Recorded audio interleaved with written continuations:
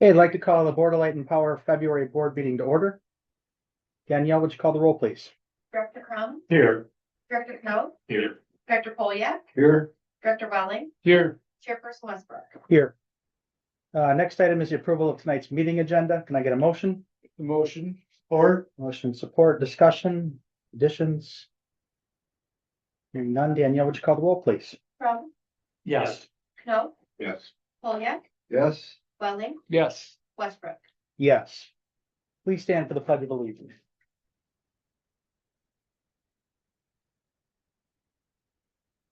Pledge allegiance to the flag of the United States of America, to the republic for which it stands, one nation, under God, indivisible, with liberty and justice for all. Public comments? Anybody? All right. I believe the board did receive an email from Jim Hagan, Oh, yes, so I should make sure, we don't need to read it, just make sure the board did receive that. we did get it. Okay. Can I get a motion to approve tonight's consent agenda? We'll make the motion. Or motion support, discussion? Anything on your end, Rob? No, just KPIs are looking good and we're just paying the bills. No? Danielle, would you call the roll, please? Crum, Yes. Snow, Yes. Polyak, Yes. Welling, Yes. Westbrook. Yes. Can I get a motion to approve the 3 purchase orders totaling $342,569? Make the motion. Second. Motion and second. Yeah, the first two are pretty standard to go. The last one there, I'll give a little introduction and then Derek from the city is here to answer any specific questions you may have on that, but it is another City of Grand Haven HDR PO. This is for phases 2 and 3 of their remediation work plan out there. So this is kind of the last major item before we start getting into the remediation options. You know, how are we actually going to clean the site? So there's the last big ticket there. The biggest expense for this is really, it is a drilling a well and doing a pump test. So the idea here is they want to drill actually instead of a monitoring well, an actual real well to draw pump water out thousands and thousands of gallons so they can get a baseline on what's the drawdown rate of that site. As you can probably imagine, we're looking at a pump and treat system out there. So you got to have some data to be able to size it and how many wells would you need, how big the pumps need to be, what could the flow rate need to be, et cetera, et cetera. So that's what they're hoping to get out of that, this test. And that'll really tell us if we're in the money there and some of those assumptions we've made. If you paid attention to the city council meeting on last Monday, you'll see there's almost 2 exact POs to one for us and one for the city. The reason for that is basically a 50-50 split. So the city is going to pay for half of the well drilling and pumping. We're going to pay for the other half. The difference in the really 2 prices, which was hundreds of dollars in $230,000 PO, was the testing of the water on the back end. So the city's paying for all PFAS testing, the BLP is paying for all CCR type testing. But the good news is we were able to work with Eagle and HDR. The city did a good job on this, getting approval to pump all this water, and we're gonna put it in basically frac tanks. I think you guys know what those are. And then we're able to put it back in the ground. So that's saving a significant amount of money on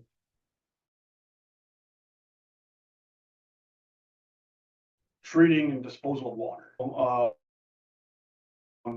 Practices for testing purposes. So with that, I think I hit a lot of nails on the head, but if Derek, If you have any questions, by all means, I'm here to answer them. I just saw in the packet that if it comes to an agreement that we have to treat it, then we kind of go back to work with the city to figure out what that would look like, right? Correct, yeah, so this deep well that we're putting in, not only is gonna test the, the capacity of the aquifer and all this stuff and find out what we can or couldn't, pull out of the ground where we need to do that, but also what we're gonna find at the deeper levels. Our initial deep well results actually came back much better than our shallower wells, which is kind of anticipated. So one of the thoughts is that if we're gonna have to pump and treat, suck the cleaner water from the bottom, than the dirtier more contaminated water from the top. So our treatment system might, be much less expensive, if you will. So those are the kind of things that HDR is thinking about. And so, yeah, the only other thing I'd like to add is just to make sure that, there's a portion of this, the run all the frac tanks and stuff like that, that is a budgeted amount.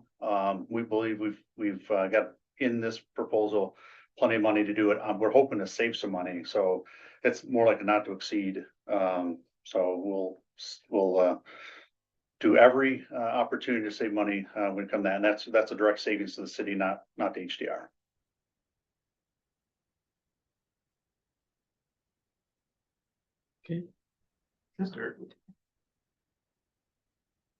All right, appreciate that. Any other comments or questions for Derek or Rob? Danielle, would you call the roll, please? Crum, Yes. Knopf, Yes. Kolyak, Yes. Swelling, Yes. Westbrook. Yes. Okay. Next item on the agenda 6B is an energy hedge plan power purchase commitment authorization. Got all the words in there. This is something you remember we do basically every year. So Austin's got it pulled up on the screen. That's the actual power purchase commitment.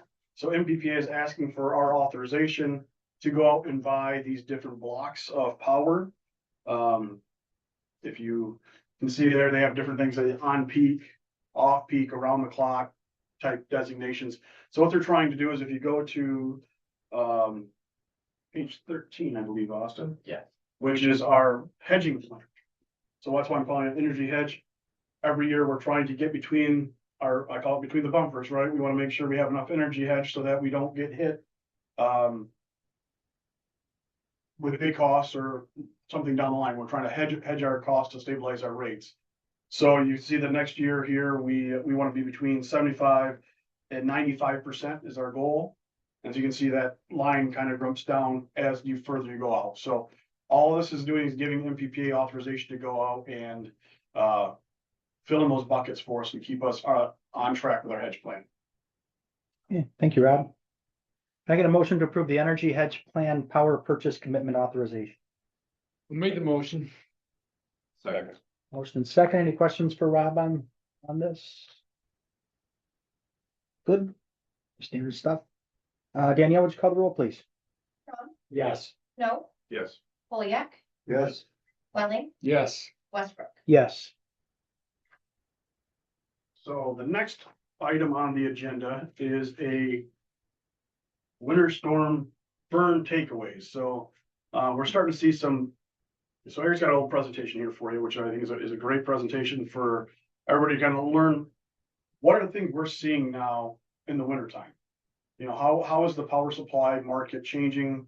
How are, with the different portfolios we have in our portfolio as well as what's going on in the grid. So with that, I asked Eric to put together some slides here to kind of walk you through what we're seeing and how it affects decision making. As I go through this, a lot of this might look familiar. We gave a really similar presentation back in 2023 following Winter Storm Elliott. So we followed a very similar format. These are kind of nice tools for us too, so we can look back to see what the effect of these big storms are. So we used the time frame of January 23rd to February 1st, really because even though Fern had passed, a lot of people were still without power. Prices on the market were still really high, and you'll see that in the next couple slides. Go ahead and choose the next one. But Winter Storm Fern really wasn't the Armageddon of storms that we've seen in the past. It was a big one. A lot of people lost power. It was devastating from a distribution and transmission perspective, but not really from a generation perspective, like what we saw with the Winter Storm Uri, where a bunch of generation assets couldn't start up because it was so cold. And so when you look at Fern compared to a couple of these other really significant events, you can see that it wasn't as cold. It wasn't as widespread across the nation. So Winter Storm Fern, when you look at these numbers, the HDD is heating degree days. So the 10-year average, let's say for January, is 900. Well, Winter Storm Fern, we had 975. So it was 8% colder. It's colder, but nothing like Uri, where the 10-year average for Uri happened to happen in February, not January. Those 10-year averages was 728 and it was 875. Well, it was 20% colder that February. for those of us that really like to pay attention to weather, the polar vortex back in 2014, that did wreak some havoc in Michigan. The 10-year average back to January was 900, and that was 1,050 heating degree days. So that was 16% colder. So Fern was damaging from a distribution perspective, but not really so much from extreme cold weather event. In fact, you can see on the western portion of the nation, it's actually warmer than normal. Next slide, please. So this information here is available to anybody. You can either get on MISO's website or you can download the MISO app on your phone. It's free. MISO did put out an overview of Winter Storm Fern on February 17th, 2026. That's available online. Couple interesting points that we pulled out of that report was that MISO initiated a conservative operations alert that was in effect from January 23 to January 29. And what a conservative operations alert is, and we used to get these at Sims Power Plant as well, it means they don't want you doing maintenance, or if you have testing scheduled, they want you to avoid that. They want your asset to be ready to go if they call on you, which was good that they did it, because on January 24th, to maintain reliability, they initiated 2 max gen alerts, events. Alerts letting you know it's coming, an event is it's happening. They want you to run. So that's important, because what that does is allows MISO to require generating units to exceed their emergency ranges. If you have a load modifying resource, you can curtail it, meaning demand response. You can actually curtail load, and you can enter into, or MISO can enter into emergency power purchases, which is exactly what they did. We imported a fair amount of energy from neighboring systems. We were short. So these 2 items here off to the right, those are dashboard screenshots. So if you downloaded the mobile app, this is something you'd be able to see. And all I did was take pictures of these from my phone. The first picture I took was at about 5 in the morning on the 24th. And that's because we were at an energy emergency alert, which means we weren't quite in the red, but we were getting close into the red.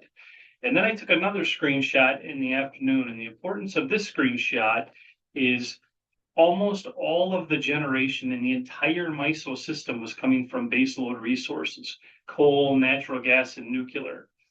Wind and solar, and this is midday, and this was almost 4 o'clock in the afternoon, they were contributing next to nothing.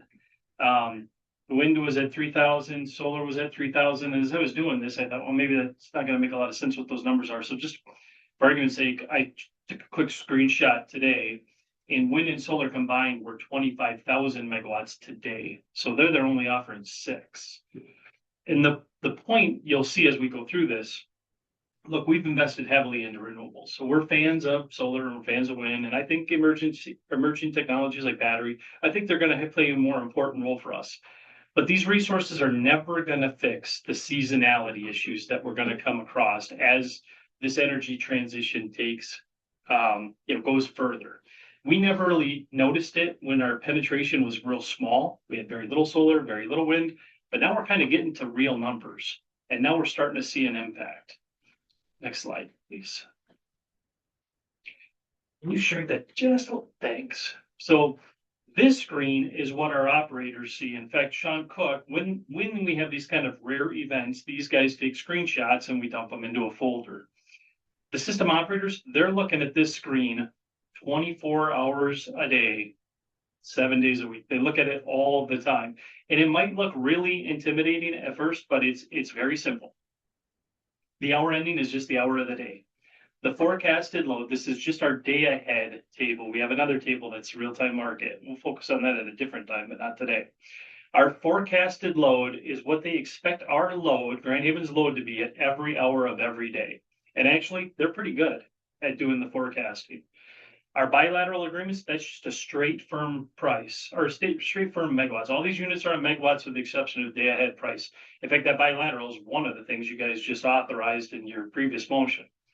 Landfill gas, that's a pretty consistent number at 1.9 megawatts. So how this works is, I'm going to skip solar and wind for just a second. That forecasted LMP, all that's doing is taking your forecasted load and subtracting your firm resources, which are your bilaterals and your landfill gas.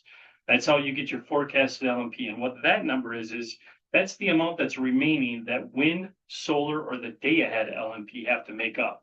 So if wind and solar can meet all of it, then your day ahead LMP column would say 0.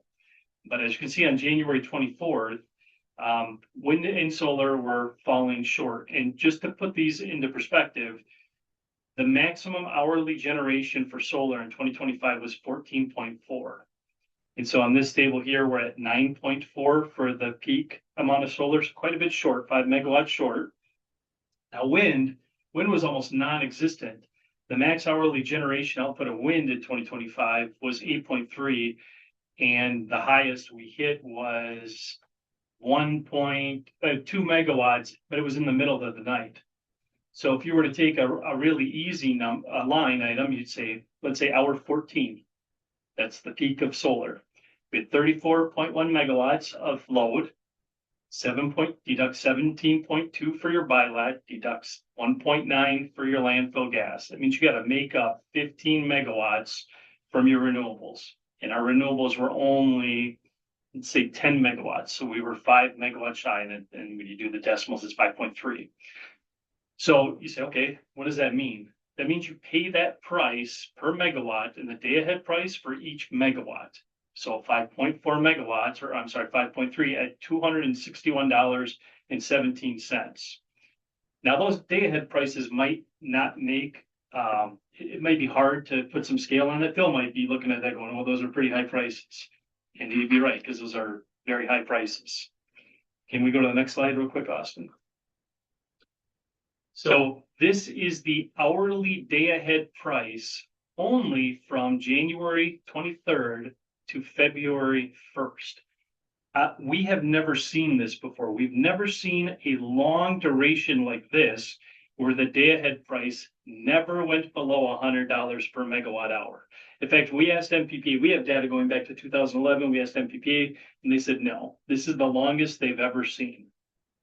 So as we start shutting down base load generation, combined cycle plants, nuclear plants, coal plants, this is part of that energy transition. I mean, it's going to be some effect. And what this graph should show you is from a seasonal perspective, we're never going to be able to do this with wind, solar, hydro, and batteries. It's never going to happen. We're never going to get through the seasonality. I think we'll get through day events and certain seasons, and that's where batteries will have some benefit, but it'll never help us get through 9 days. It's a 4-hour resource. Maybe they'll get to 8 hours. Maybe they'll get to 16 hours as technology gets better, but they're never going to get to 9 days. So this is why we follow a hedge plan. That transaction you just approved, this is why we do what we do. But I think where things are going to start changing is if you looked at that chart that Robin mentioned on page 13, I guess it was, of the power supply report, renewables are considered a hedge.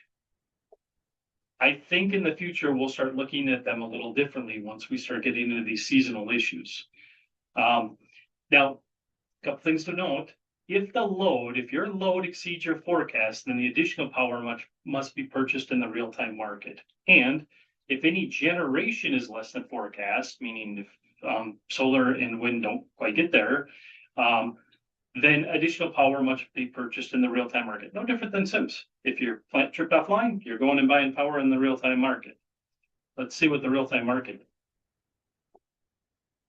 That got a little wild. Now, if we take ourselves back to Winter Storm Elliott, we hit $2,500 per megawatt hour. That real-time market got kind of crazy as well, but not for as long as this one did. The price spikes in the real-time markets, there's signals of supply-demand imbalance, and the system can shrink that just a little, Austin. Emergency, and the caveat to that is, and you'll read this if you read the MISO report, MISO did not publish the emergency prices. It's the first time I can recall this happening. So we weren't sending the signals to the generators to respond. There was no pricing in the real-time market on January 24th. So had there been pricing, you would expect peaking generating assets or assets that can respond really quickly. You'd expect them to dispatch, and hopefully you wouldn't have hit that $2,000 per megawatt. Next slide, please. And why didn't those emergency signals go out? Something happened with their software system and they weren't publishing the hourly rates. Yep, a glitch. But to put that in perspective though, I think anybody that was paying attention knew what was going on. And when you're getting at these price ranges, if you can run generation, you're running it. So I don't want it to be misconstrued that, oh, well, maybe it would have been $50 a megawatt hour if we could have got them on. Yeah, maybe it would have been 1,500, maybe it'd been 2,500, who knows? But we do know that, talking with others in the industry that, oh yeah, we're looking at the part, we didn't know what the price was, but we just knew we were running anyways because Yeah. we were gonna we needed to. Yeah, the prices still would have been high. They just might not have peaked as high as they did. So let's look at what the importance is in renewable energy in this kind of mix when we're starting to go through these seasonal issues. So the blue line, again, is the same day ahead graph that I just showed you. The red line is the forecasted amount of solar and wind. And the green bars are what they actually produce. So you'll see at some points, the green bars break the red line. That means solar and wind combined generated more than they were forecasted. But you'll also see some areas under the curve that are completely white. That means when we forecasted there would be some generation, not much, but some, they didn't show up at all. So you saw these first two bullet points already, but the reason I put them on the graph is if you add the maximum hourly generation of wind at, I'm just going to round down, 8 megawatts, and the maximum hourly generation for solar, 14, that gets you 22. So if you're relying on these resources seasonally, these resources can't make it. They're never going to reach it. As we grow and I think we will be growing wind and solar in our portfolio, although wind seems to be dying down, there seems to be less of a temperament to put those in.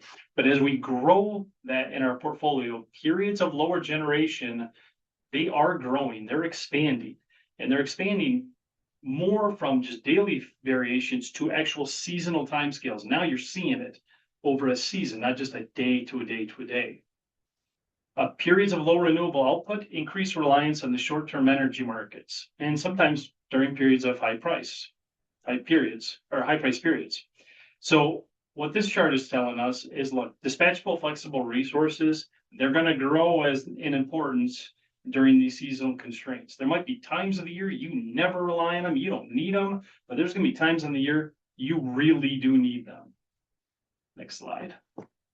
So let's talk a little bit about January, because things are changing as the energy landscape is changing in MISO. January used to be relatively, when we all had baseload generators, one of the cheaper months. That is changing now. In fact, January is becoming one of the most expensive months of the year. Kind of makes sense after the graphs you just saw, though, right? So just to give you some perspective, in 2023, January was the highest month we had for the entire year. And that came in for just energy, not capacity, not transmission, not anything else, just energy, at $1.5 million. In 2024, it was the third highest month at 1.4 million, so not much less than what it was the previous year. And in 2025, it was the fourth highest month at about the same price, 1.4 million. What are the other months? What you'd think they would be, right? July, August, those months tend to be higher depending on what the demand is. But in 2026, this year, that number for just energy was $1.9 million. And honestly, I hope that's our most expensive month. I hope we don't have another month that's more expensive than that. That's up there for just energy. These patterns are starting to emerge with higher day-ahead energy prices for longer durations. So in the graph, I showed you the 2023 day-ahead prices for every hour of the month in January, and it really never got that high. In fact, I think in 2023, it was around $60 per megawatt hour. It never broke that. But as you can see in 2024 and 2025, we're starting to see these blips. And actually, if you looked at December 2022, we have the same kind of looking blip. It just depends where it falls, December, January, or February. But you can see 2024, yeah, we're seeing something. 2025, yep, it's coming back. But in 2026, oh, it came back with a vengeance and for a lot longer period. So to put it in perspective, the average weekly cost for energy prior to Winter Storm Fern is about $316,000. For just that blue spike, it was $763,000 for 1 week. So not quite 3 times, was that 2.5 times about? That's pretty significant. Yeah. So let's go into what that means in the broader scale, now outside of Grand Haven. So we're seeing some impacts just on our little micro system. What does that mean for the MISO system and actually maybe for the national grid? So in the beginning of the year, I sent you guys out the North American Reliability Corporation's long-term reliability assessment for 2025. And if you looked at the NERC report from 2024, all you really saw was kind of MISO in the red and a bunch of others that were, they were elevated, but nothing bad. That's changing really quickly because they're doing the same thing we're doing, right? They're shutting down baseload generators, they're incorporating more renewables. And so the ability to handle these seasonal variations is, starting to become an issue. Now we're seeing PJM in the red, ERCOT in the red, WEC in the red out in the west. And so if we're a net importer of power and the people around us are red, then right, at some level, something's not going to be there when you need it. So I took the upper right-hand corner graphic right off of one of our publications that we put out, our plugged in, and we've told our customers in our community, look, as we go through this energy transition, our approach is going to be balance. We're going to maintain balance between sustainability, affordability, and reliability. We don't want to let one leg of that stool get too long. Yep, we care about reliability, but not at the expense of affordability. We care about sustainability, but not at the expense of reliability. All of our customers, I can tell you, care about affordability, and they're going to care about reliability if we're not reliable. So I think our message is spot on. Keep our system balanced. There's no silver bullet to this energy transition. It's going to really take an all of the above balanced approach. So here's how we look at this event and how we've really been looking at this system for quite some time. Resource adequacy, it's an increasing concern, and it's going to become even more critical over time. Maintaining a degree of local control that can help preserve affordability in the future. And it's, quite frankly, it's going to become more important. Energy price volatility, there's nothing you can do about that. That's going to happen. But if it continues to persist as traditional baseload generating assets are retired, you need to have something in your portfolio that can help manage that. While intermittent and emerging generation technologies such as storage, they're important, and I think we'll continue to grow those assets. But there's going to be a need for dispatchable on-demand resources that can operate reliably through seasonal constraints.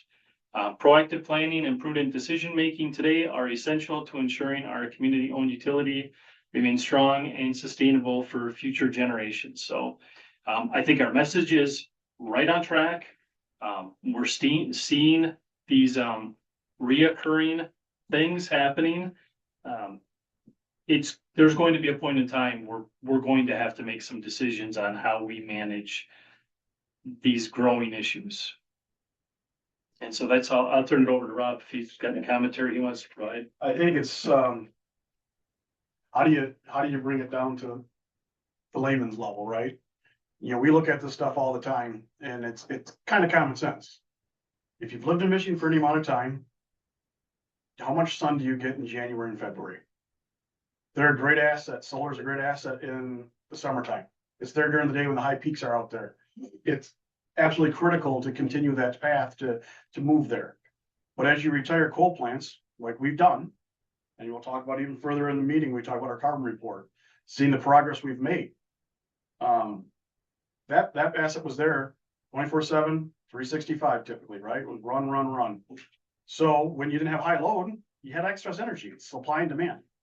Now with solar and wind, same thing. When it's cold out like this, the blades freeze up. So even if there's wind there, a lot of times they can't run because they're throwing ice or doing things like that and causing damage. So as these new technologies and more intermittent come in here, that's where we got to say, great, but now it leaves those big swings. So how do we control our costs? There's the affordability part, right? How do we control our costs so we can control our rates to our customers and take those big spikes out of there? How do we make sure reliability, right? How do we make sure there's enough generation to go around? Why is the price spiking? Because there's not enough generation. It's really simple. 101, right? Economics 101, supply and demand. And then same thing with sustainability. We got to make sure we balance all this out, which we can. You take away some, like, as I hear people talk about coal as dirt burners. Get rid of that dirt burner. Yeah, they polluted really heavily. Well, as we get rid of those, which we should, you just need to make sure that you're not doing that at the expense of others. So how do you do that and make sure that you take all of the above. So you'll hear us talking about that, like Eric said, that's the, you know, the motto we're gonna be talking about, all of the above approach. There's not one little thing we can do that's gonna set us up for success for the next 30 or 40 years. And it's proactive, it's iterative, right? We gotta keep looking at this stuff. So we'll keep bringing this stuff up, we'll keep talking to you about it, and we'll come up with solutions. The electric history, you know, here in Grand Haven, this year's our 130th year. Local generation, local control. We've been doing it for 130 years here. So as we continue that path, how do we protect our community? How do we serve our community for the next 130 years? So that's just things we got to talk about, think about, and know that we're not on the island by ourselves, right? Everybody is trying to work towards this same solution. Thank you, Rob. Thank you, Eric. Any feedback or questions for Rob or Eric? You know, just comment, I think what the general public doesn't understand is that if you can't control the fuel, you can't control the generation. And that's the problem here. Back in when we had, PURPA going on, the Public Utilities Reform Act, that was due to the problem with nuclear power, with the PR that you got after 3 Mile Island, even though if you look at 3 Mile Island, you know, it was the worst case where it was, you know, an equipment error and compromised by personnel errors. It didn't deserve the kind of bad publicity that the public took off with. So then all of a sudden we had all this money invested in nuclear plants and nobody could continue them because everything had to be redesigned. I was working at the Midland plant at the time and we went from 80% complete to less than 60. So to give you just a money idea on that, that was about a $600 to $800 million plan. And it went to well over $2 to $3 billion for the exact same amount of megawatts. And that's what you need to control. You need to educate the public on everything, not just that little shiny star in the sky. It's the same with the way utilities get paid too. You know, utilities, public utilities, they get a return on investment for their investment. So with them, if they put 200 million into it or 400 million into it, it's better if they put 4 into it. And then they get a return on that investment, which the fuel and the actual cost of power is passed through. And again, that's something the public doesn't understand. That's what's going on here ever since they went to a market base. It's passed through. You do your best job you can to go ahead and estimate the energy levels and the energy uses, but you know, this is not an exact science job. I mean, that's one of the things I enjoyed about working in the power industry is that you knew every day you were going to get your butt kicked one day. I mean, sooner or later, you can't tell thousands of pounds of steam, you know, and millions of pounds per hour to turn at right angles and do work for you, not expect a reaction. You know, and so then all of a sudden, you know, you kind of got your tail between your legs for a couple of days and you get it back and you go on to fight, but you never ever say, boy, this is running good. Just a death. But that's all I have. It's an education issue. That's the important thing. There's no one good answer, but it's like you said, it's a combination of answers in a balanced approach. Yeah, thank you. Just some more feedback. I mean, we're just getting into strategic planning. We're talk about it a little later, I think, in our hot topics portion of our meeting. But you know, this is good input to that, and looking at our top risks to the Board of Light and Power. I mean, this is good input to strategic planning on what we need to work on in the future. We just installed a solar panel at my work, our first one. I don't know if I told you this yet or not. Turned them on, and I think they generated 6% of 100% capacity in December. I mean, they were real good in September. Like didn't put out much in our snowy December month. So interesting stuff. Much appreciated. I think resource adequacy is on our Public Power magazine. It seems to be on everybody's top of mind for a lot of people. A lot of you know, with the AI centers coming on board and data centers popping up, I think they've got even more of a concern.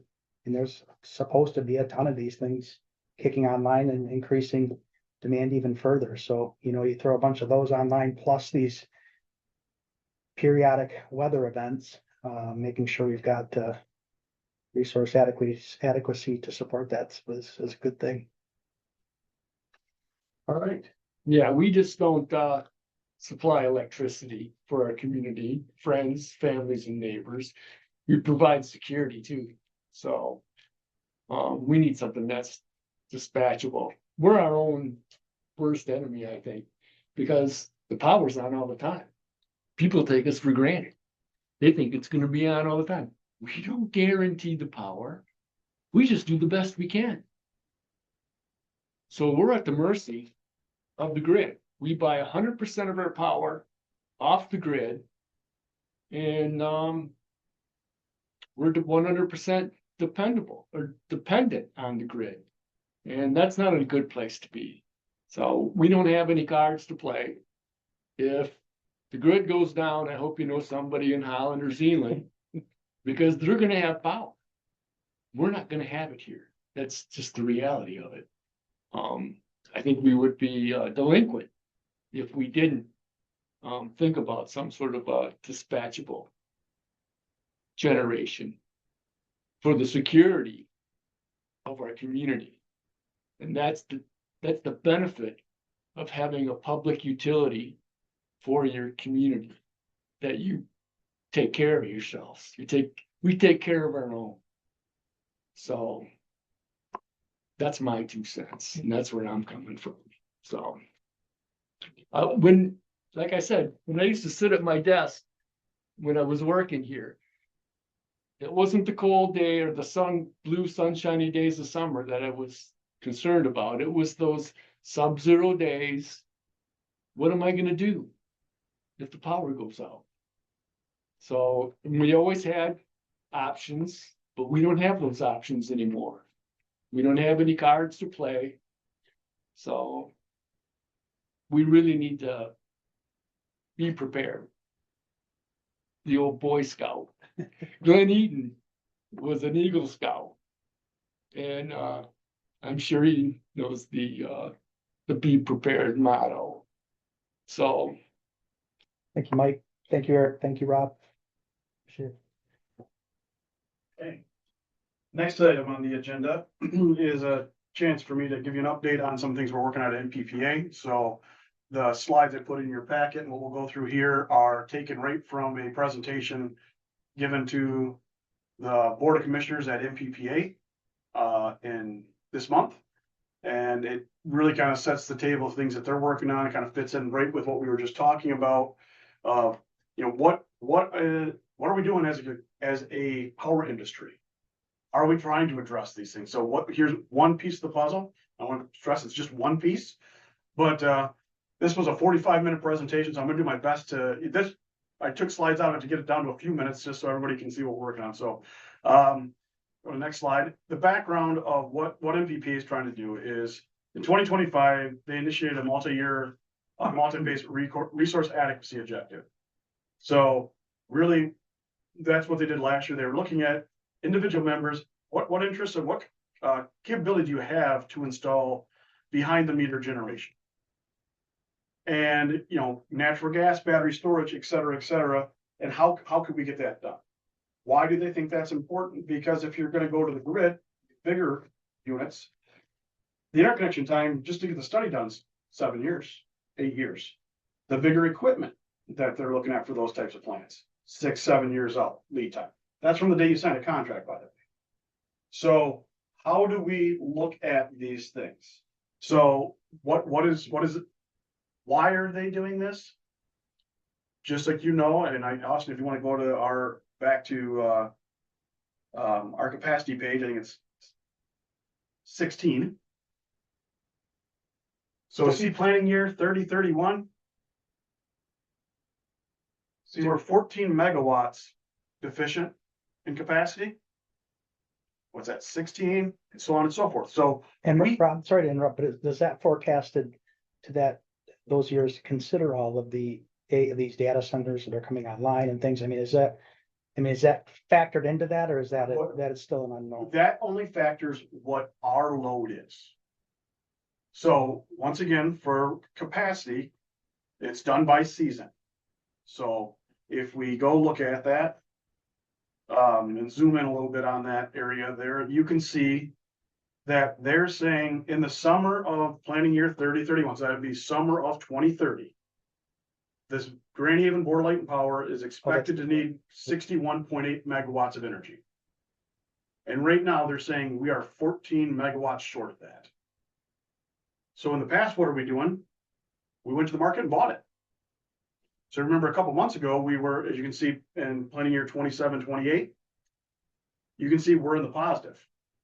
So we were able to, well, I think we just did 26-27. We were able to sell it off. And if you remember, we pocketed a couple $1 million selling off excess capacity. Because if you look at the numbers above, when we were buying it, $3-4 a megawatt, a KW month. We just sold it for $7.50 a KW. Why is that? Because everybody's in the same boat. That's why that map is red. There's not enough generation out there to meet the demand. We're in a deficit there. So we're not alone. It's very common across all of MPPA. In fact, all of MPPA aggregated together, it's in the hundreds of megawatts we're short in that year. So the scary thing is the old marketplace, you go there, there's about three people that would sell it. So we had a little bit of a bidding war. It's good. We got cheap capacity. Well, there's one now selling it, and they're saying, I don't think I'm going to have any out there. We're not even sure we can buy it. Just to be honest with you. So, little tangent, that's why it's so important to MPPA. They're saying, hey, we got a cliff here. We don't know what we're going to do to fill this. We need to look at all the tools in the toolbox. And once again, it's 5 years out, 4 years out. They're not going to build a nuclear plant in that amount of time. Yeah, they're not going to build a big baseload natural gas plant or a big peaker natural gas plant in that amount of time. It's just not possible. So how are we going to do this? So that's what MPPA started looking at this for, and they started last year looking at it. You've heard us talking about it last year. So they've got one phase done, looking at that, and now they're on to into the next phase. So let's go back to our little presentation there. We get caught back up with Austin. So we have to, in March of 27, when I say we, MPPA, aggregates of all of us together, and has to demonstrate to the state through PA 341, we have enough capacity to reach our load. If some of you were on board long enough, when we were talking about building a plant on Harbor Island, we issued an affidavit saying we were going to build. And that's how we were going to meet it. When that went away, we had to go buy it. You remember the history. MPPA is probably the same boat. By March 27, they have to either show the contracts and demonstrate they have this capacity, or they have to sign an affidavit saying, we're going to build to meet it. Okay. So that kind of gives you the timeline of why they started looking at this in late 24 and all through 25. So MPPA's position, investments in and or contracts for new thermal and BES power supply capacity resources will be required to help meet our future resource adequacy needs and compliance requirements.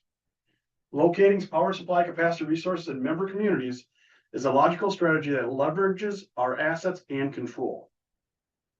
So this is a very important part of the puzzle at an MPPA level. So on the next screen, you'll see here, so what did they do in 2025? They went around and talked to their members and started talking with vendors and said, what can we do? What can you install? Who has a stomach to try to build something, et cetera, et cetera. So they're gathering all this data. And they got solicited about 200 megawatts of interest. Most of that is spread out in smaller ones, and there's one large unit out there. And I won't get into the details of that because we're trying to keep some things as we're in the planning phase, right? So phase two, what do they do? They're looking at what projects we can do and how does it fit in the power supply portfolio? How do you own these things? All these types of things. So we'll get in the details of that. Just this month, they issued an RFI for various types of generation. So it's not just a one and done. They're looking at natural gas fired units, rice engines, internal combustion engines. They're looking at battery storage. They're looking at fuel cells, linear generators. So they have multiple vendors, multiple fuel types, all sorts of stuff they're looking at. And what they're gonna do this year is run it through financial models and power supply models. And let's see what rises to the top. What makes sense? Where's your bang for buck? Looking forward in 2027, we'll be going to project approval and development. And then phase 4 would be actually going into construction. So dial down a little bit more. What are we looking at this year? So I already mentioned the vendor technology assessment, or RFI, is out. They're looking at consultants and engineers to help design these things or put it together so that they can do an economic and dispatch model. So we got to look at it financially, right, to make sure that it makes financial sense. Got to look at it from the power supply side and say, does it fit our model? Does it fit our portfolios? So it's a two sets of models you have to do to make sure it works. And then when they get that, they're going to see what rises to the top. And there's decision point number 1. So sometime mid-year of 26, MPPA is going to make a recommendation and how they think members should proceed. What fits the portfolio? What fits the economic model? So some point we'll be bringing that back to you saying, hey, here's what rolls to the top. So these studies are being done with very sophisticated people specializing in this stuff. So it's kind of nice. You remember we've had it done ourselves. We had to pay like Black and Veatch and Burns McDonald, et cetera, in the past to do this. We're getting MVPA is doing it for us now. They've got the software, they've got the tools, they've got the expertise. So that's a good thing. We're getting more sophisticated as we go along. So I keep going. Where do we go next? I'm kind of walk this plan all the way out. Is we want to come up with a comprehensive and detailed plan. Once again, you see the same phrases. They're using the same thing we are. All of the above playbook. So we need to be talking at the Board of Commissioners level, long-term power supply planning, individual members, what they want to do, and then what the governing bodies want to do. I put this slide really in here for the last bullet there.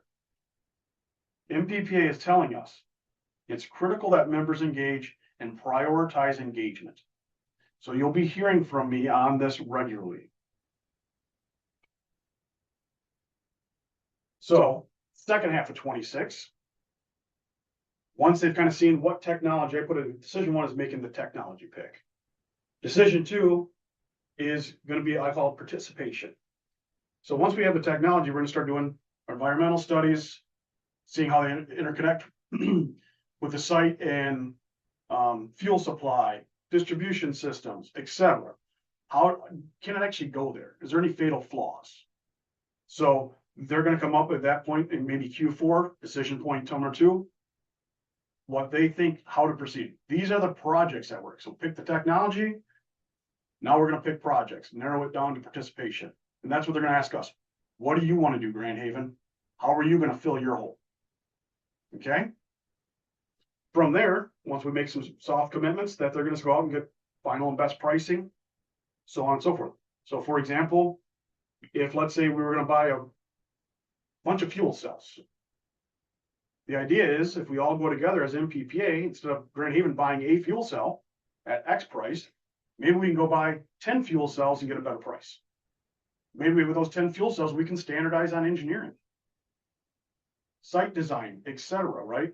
Lower all of those costs of installation. Once again, they're looking at that for multiple fuels, multiple technologies.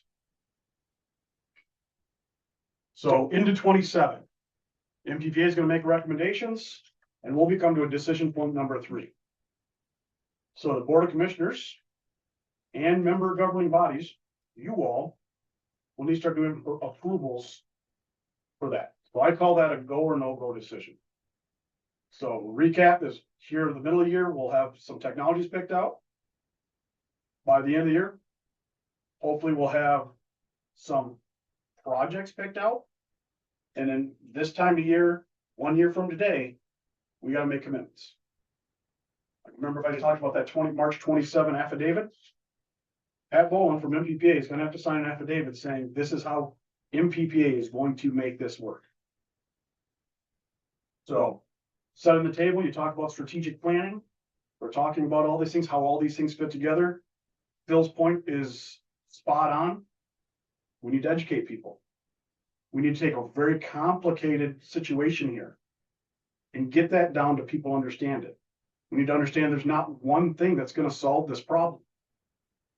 So I think Kurt, I'll steal your phrase, we can only have one arrow in the quiver, right? We gotta think about this holistically.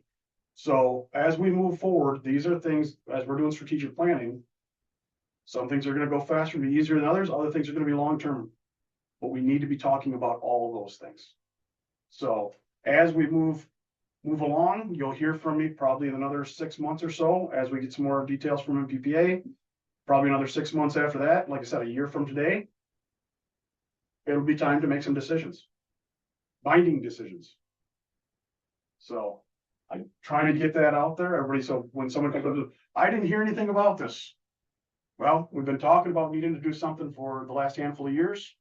Now it's getting to the point where it's gonna start making decisions. So, that's goes right in with our community input we're trying to gather, goes right with our strategic planning.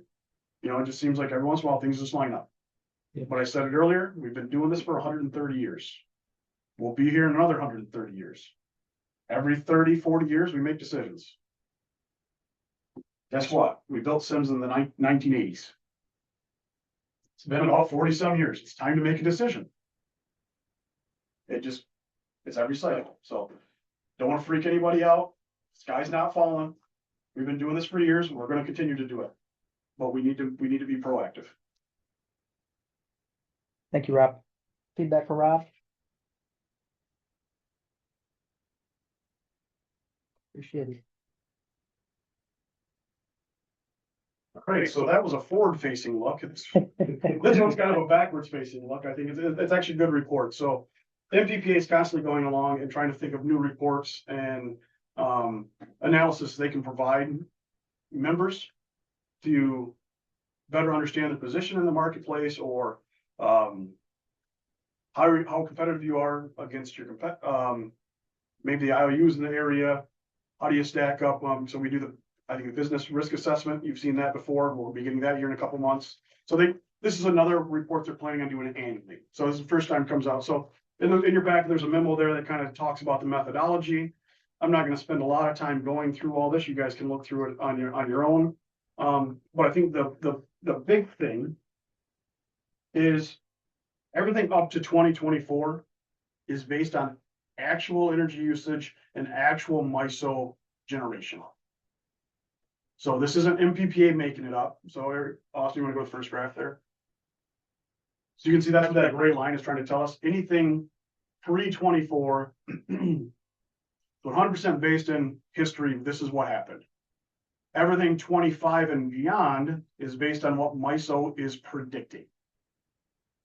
So obviously it's subject to change, but it is everybody's best guess that we're doing it for. We're looking for. It's not something that, once again, we're talking about MISO data. So when we go out and do bilateral contracts, that's not tied to any one generator, right? So we're using the market mix as our carbon footprint. That makes sense.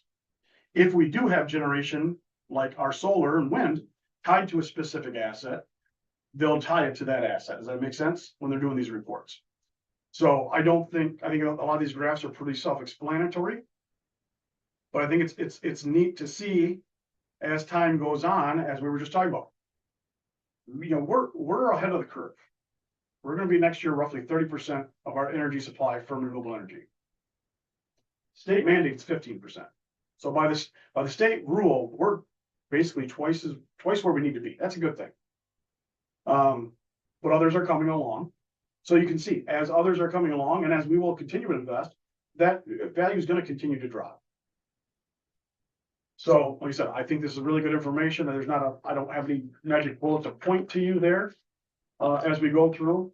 But I really think, to me, I think on the last page there, also the last graph they gave you, is they show you the annual CO2 emissions by fuel source. One up, awesome. So once again, all based on our contracts and what the MISO mix is. This is Grand Haven specific. Based on our energy, yep. Okay. So our roughly 300,000 megawatt hours a year we use on the Grand Haven system. Where did we get it? So like I said, you can see so much coming from natural gas, so much is coming from coal, and so much is coming from biomass. Right? Makes sense. Biomass, landfill gas, by the way. If you're trying to keep score. You notice there's no wind or solar there because we're not counting any CO2 emissions for those. So what I thought was interesting is, we have this graph that starts in 2021. So I asked Eric, I said, hey, I know you've seen them in the past. Can you pull up some historical data? And so this is the next chart. I had Eric throw 2017 on there.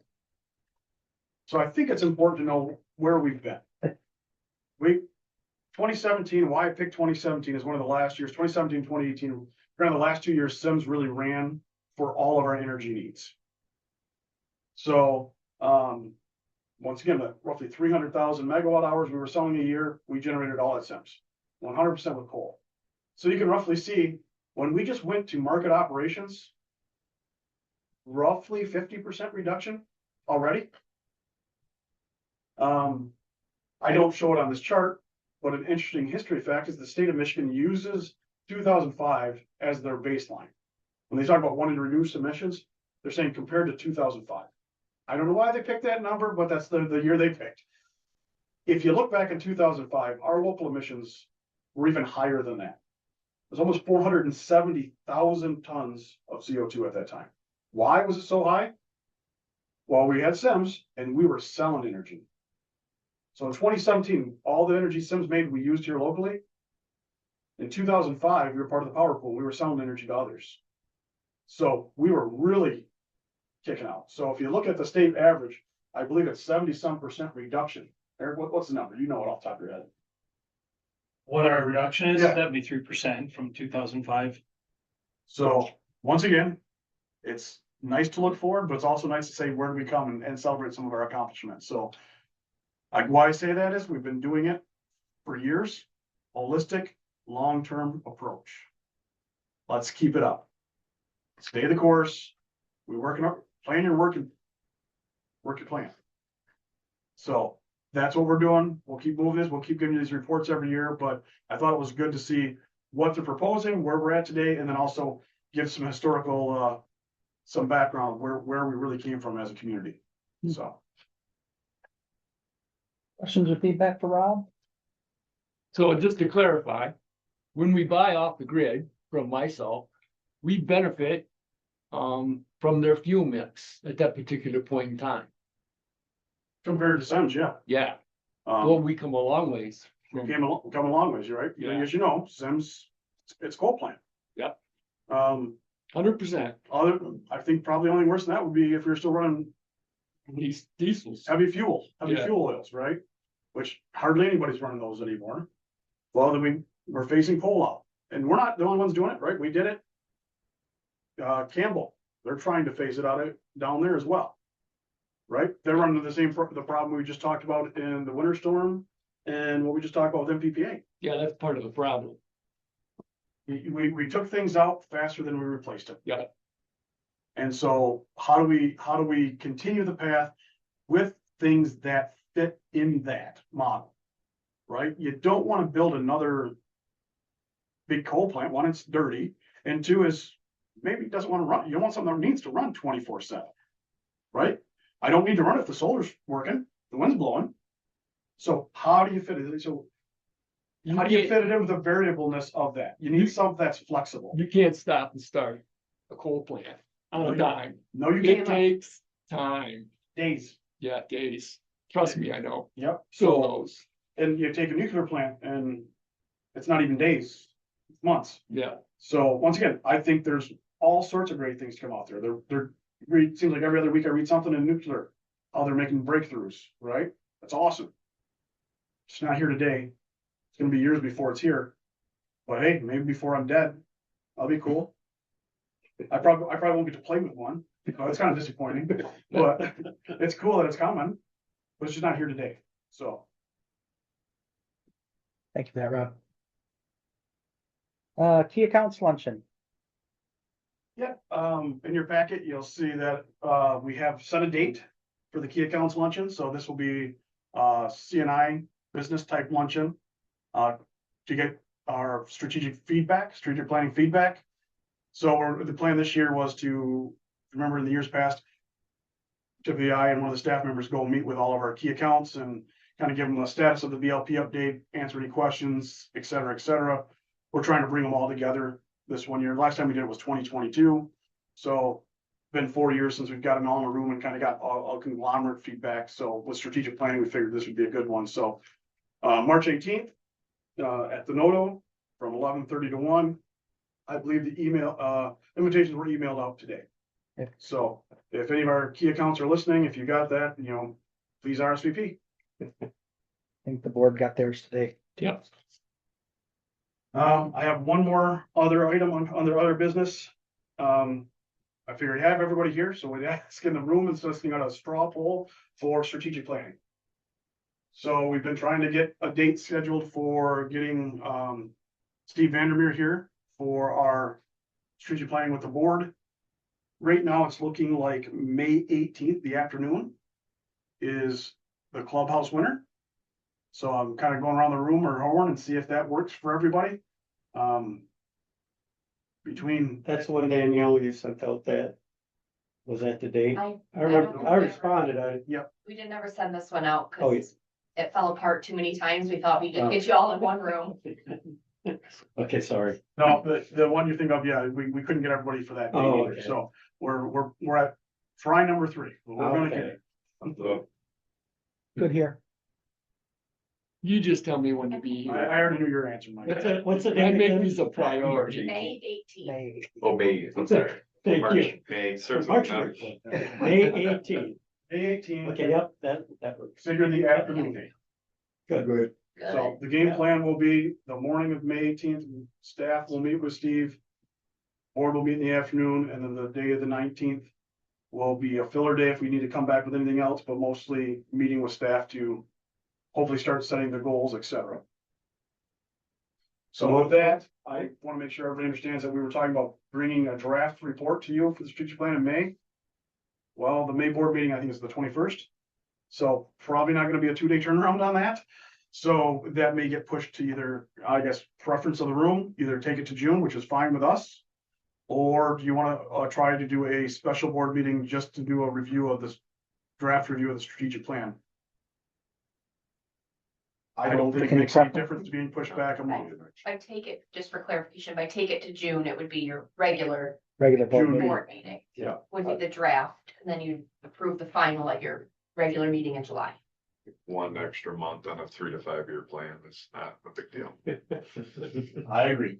I think you have consensus Good. there, Yeah, Rob. perfect. That's it. That's all I got. Thank you much. Public comments? Good. Good. With that, I'll take a motion to adjourn. Make the motion. Motion second, I'll call the roll, please, Danielle. From Yes. Knoll, Yes. Kolyak, Yes. Welling, Yes. Westbrook. Yes, meeting adjourned.